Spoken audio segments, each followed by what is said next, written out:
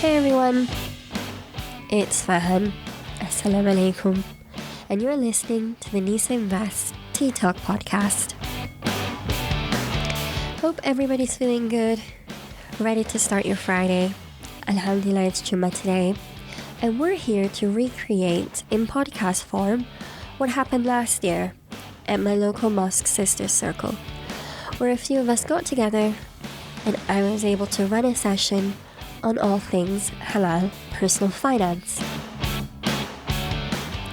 Whether it had to do with budgeting, halal investing, pensions, we covered all of it.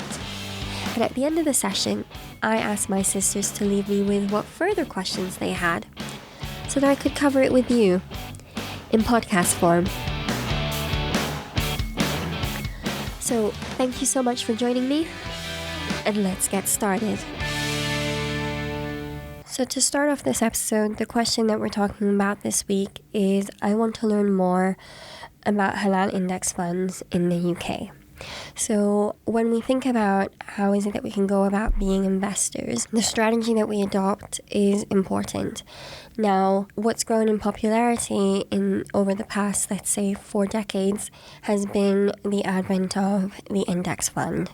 So when we talk about index funds, what is it that we mean?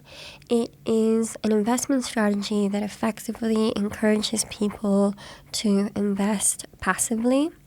It prioritizes low costs, and it also favors the long term rather than the short term, and it also favors kind of not speculating but rather choosing to invest in a market as a whole, in choosing to invest, let's say, in global growth more generally by owning an index fund that represents global equities. Now, knowing that in a nutshell, it is interesting to go into and dig into the history behind index funds and when is it that the versions available for Muslim investors came about and what do they look like in practice to be investing in an index fund. I was thinking about what to focus on in this episode compared to some of the other ones that we've had. For example, the ones that go into detail about how can you invest in a way that it's tax-free or step-by-step on a website. What this one's doing is more talking about the investment strategy of choosing to just simply put money in the market such that it tracks the performance of that market and kind of letting it do its work and investing for the long term. What is the thinking behind that and how is it that it works in practice? So digging into that more, I thought to structure this episode by firstly simply going through the history of indices. What is the difference between an index and an index fund? I think that's important to understand. And what are the halal investment options available? And then, if you allow me, I'll go into a bit more detail about how different indices are constructed, what makes them different, because I feel like there's a lot of jargon that gets added onto it when in practical terms, the way they differ from each other is simply because of a selection criteria. And so your index can be literally whatever you want it to be. It just mirrors the selection criteria that you chose. But more on that later. So to start with, let's break up the word index fund. So an index is simply an instrument that is used to track the performance of a market. Now, for various reasons, it's very useful to have these indices. One popular reason why indices exist is, for example, is to be used as benchmarks, so kind of like a measuring stick. So if, for example, you are a portfolio manager and you have clients who pay you a certain amount to help them grow their money. Now, how is it that you know whether your fund manager is a good one or a bad one? You need to kind of benchmark their performance. So if you're a fund manager that says, I beat the benchmark by 10% every year of my career, like that is almost unheard of, but that would make you incredibly successful. So if you think of indices as a tool that is used in the world of finance. That is one way that it's adopted. It's also adopted by probably politicians and economists and anyone who would like to know exactly what the sentiment of business in general is and investors globally. If you're listening to the news and you hear the market is up 2%, they're most likely referring to a particular index of that market. So how else are indices used? So a second way that they might be used is to generally measure the health of a stock market or the performance of business in general. So many of the most well-known indices quite literally track the performance of stocks that are listed on a particular stock exchange. So, for example, you may have heard of the FTSE 100, and that is the index that represents the 100 largest companies in the UK that are listed on the London Stock Exchange. So that would mean that if the 100 largest stocks in the London Stock Exchange are all up 2% that day, it's kind of code word for the FTSE 100, which is the index that tracks it, is up 2%. So outside of the world of strictly allowing you and I to invest our money, indices have been around. Now, something happened when in the early 1970s when someone said, hold on a second, I don't have to ask someone to pick stocks for me. What if, as an individual, I simply would like to get the money that I have grow by the benchmark itself? I would be satisfied if my money simply performed the way the S&P 500 performed. I don't necessarily have to pay a fund manager to beat the market for me. So the person who did this is an investment manager called John Bogle. So he was the head of Vanguard. So Vanguard is available pretty much globally, and they're a very popular investment platform that people use.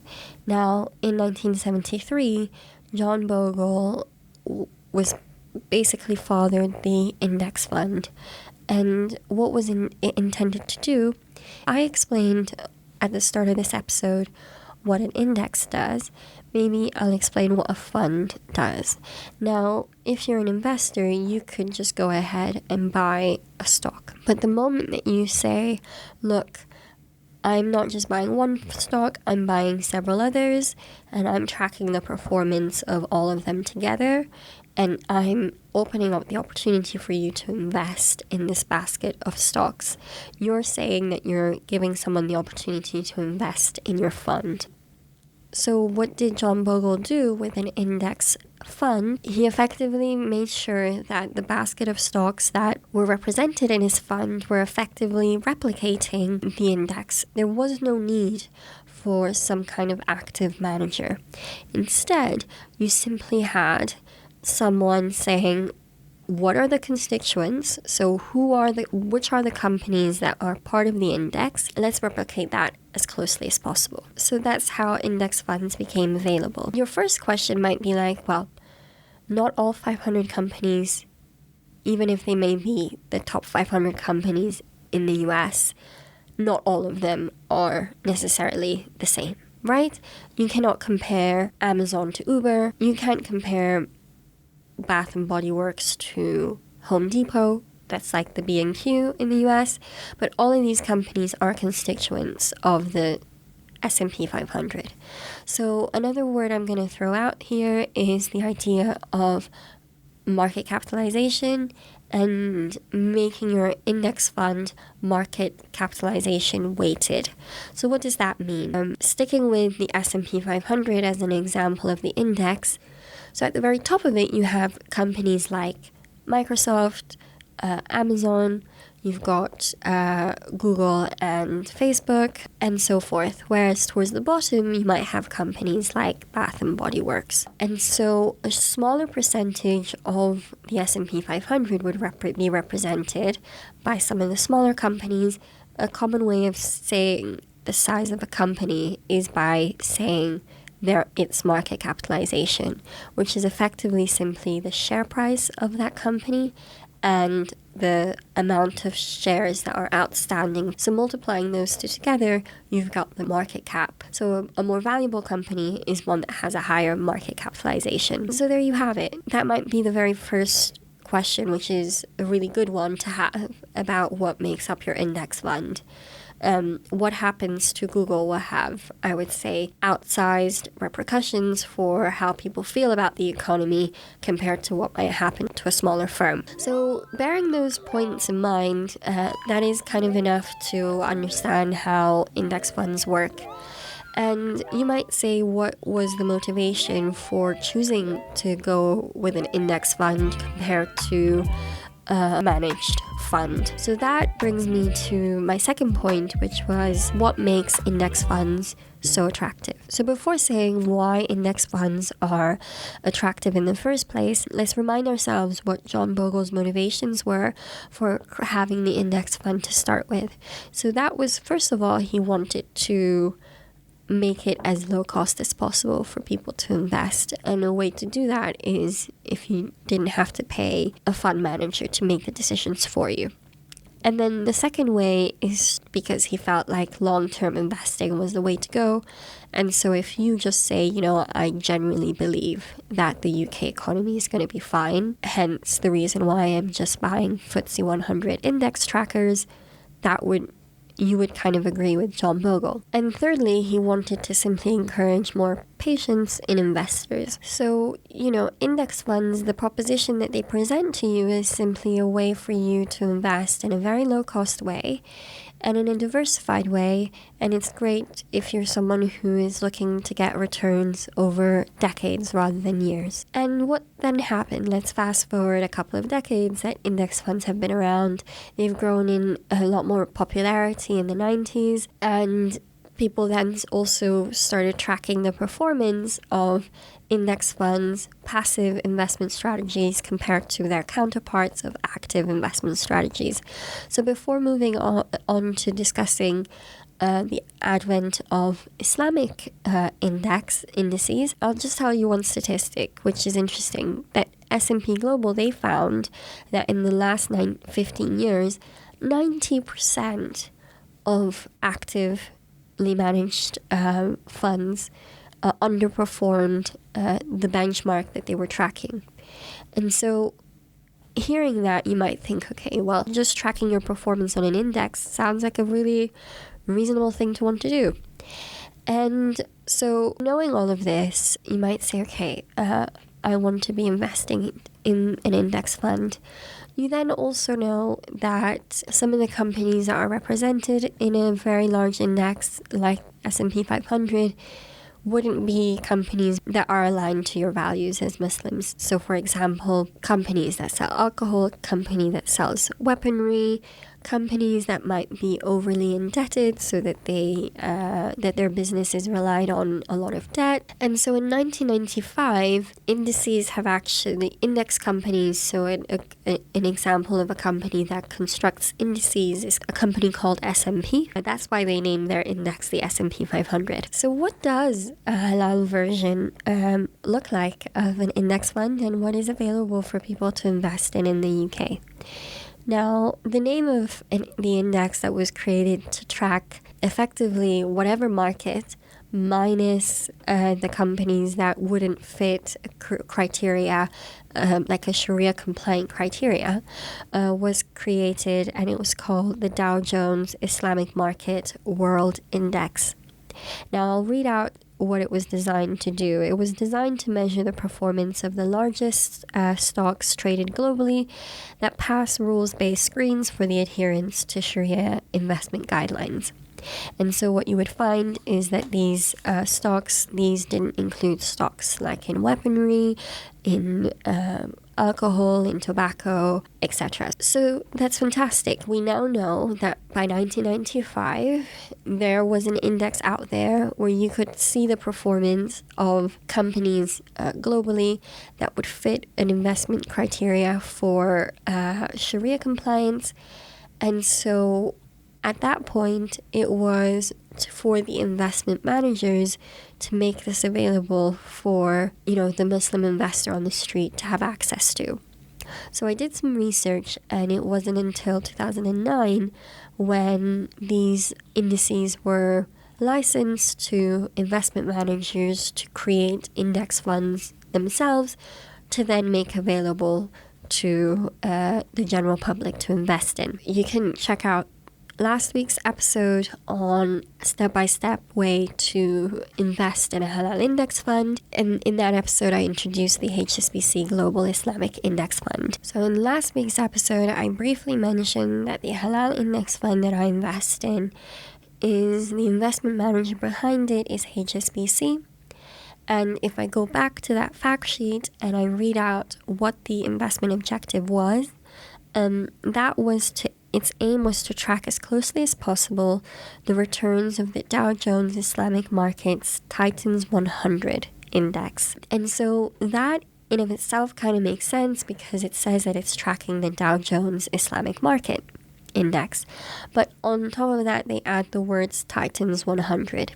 So by Titans 100, they mean that it's designed to measure the performance of the largest 100 stocks traded globally that pass by the rules in this screening. And so what does that mean? It means that if I buy into that fund, it means that I have exposure to 100 of the biggest companies in the globe that fit within the criteria that is in line with the values of Muslims. Because it's an index and it's not an actively managed fund, you still have the expectation that your net charge ratio is lower. You, as someone who's investing for the long term, you want to be diversified, and as a result, you know in this case that you have exposure to 100 of the largest companies. And so you'll remember when I first described the index fund, I said, hold on a second, how much of each company is in the basket? And I think that that's probably the most important question to ask when it comes to evaluating an index fund, because what you're effectively saying is, what is your methodology for selecting an index fund?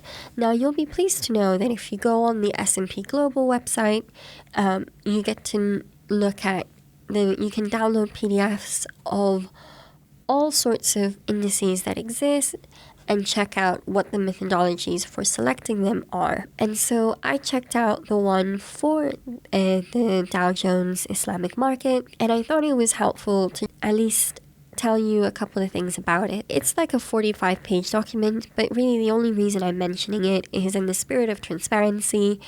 As an investor, if you need to know something, because it's a regulated industry, it's going to be available to you to see.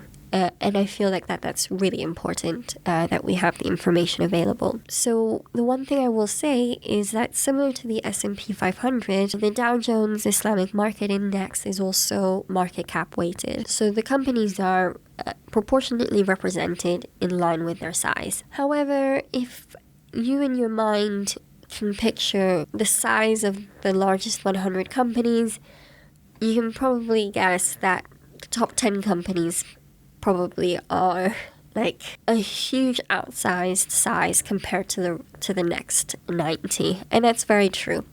And so in this case in particular, they have an additional guideline, which is no one company can represent more than 10% of the index. So that means the largest company can only go up to 10%, because what they don't want is to end up with a basket that is basically 6 stocks and a bunch of little other stocks, because that doesn't really scream diversification. Another thing about index funds, maybe you're an investor based in the UK. If I told you that this index was created in the US, you might be like, oh, it's fine, I'll just buy it. What you want to, in addition, make sure is that the index that you're buying is denominated in the currency in which you're buying it in.